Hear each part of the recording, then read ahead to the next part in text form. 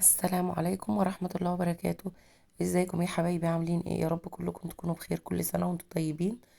ان شاء الله هنعمل مع بعض صينية كنافة حلوة وبسيطة كده. هنعملها بالمكسرات او بالسوداني زي ما بيقولوا كده. سهلة وبسيطة. هنبدأ الأول بالشربات. هنجيب الأول الحلة وهنحط فيها 2 كوب من السكر، وزيهم 2 مية. انا بعمل الشربات بتاع الكنافة يكون معقول. بعمل السكر او الشربات بتاع الكنافة بيكون معقول، بيكون لا تقيل ولا خفيف. طبعا حطيت 2 كوب من السكر، عليهم 2 كوباية من المية، وهقطع عليهم شرايح برتقان وشرايح ليمون، وهحطهم على النار. ومش هحرك السكر خالص، واحطهم على النار. زي ما شايفين كده انا جبت الكنافه. انا عايزه اقول لكم الكنافه اللي بتتعمل بالسوداني مش بنفتفتها قوي، بيبقى طول الكنافه زي ما وريتكم كده في الاول على كفه الايد. بتبقى مش طويله ولا قصيره خالص، بتبقى معقوله زي ما انتم شايفين كده. طبعا قطعتها. طبعا محضره كوبايه من السمنه البلدي او سمنه، اي سمنه بس تكون ريحتها حلوه. وهبدأ بقى ان انا اغلفها كلها زي ما انتم شايفين كده. انا ما ضفت السكر ولا لبن بودرة ولا اي حاجة، هي سمنة بس، مجرد السمنة.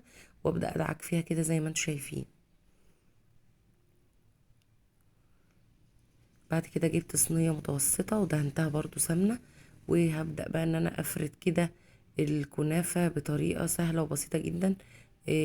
بنوزعها كده ونشوف الاماكن الفاضية ونبدأ نرص فيها.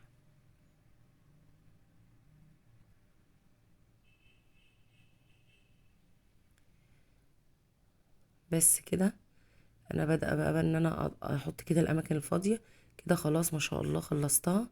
وببدا بقى ان انا اضغطها كويس جدا جدا عشان خاطر تبقى مضغوطه كده. نبدا بقى. انا مجهزه هنا سوداني وجوز هند.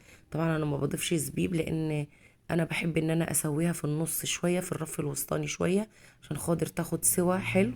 وبعد كده حطيتهم كده وما ضفتش فيهم سكر، هو مجرد سوداني بس وجوز هند او مكسرات، اي نوع مكسرات. هبدأ بقى ان انا اضيف كده. انا غطيت الوش الاخراني اهو، بضغط عليه بقى. بجيب كده كيس تلاجة افرده احط عليه الصينية، وابدأ ان انا اضغط كده كويس جدا عشان خاطر تبقى مضغوطة معانا. زي ما قلت لكم انا بدخلها الفرن على الرف الوسطاني شوية، وبعد كده احطها على الارض. زي ما انتم شايفين كده خرجت اهي. عايزه اقول لكم شكلها تحفة والطعم حلو جدا. جربوها ان شاء الله تعجبكم.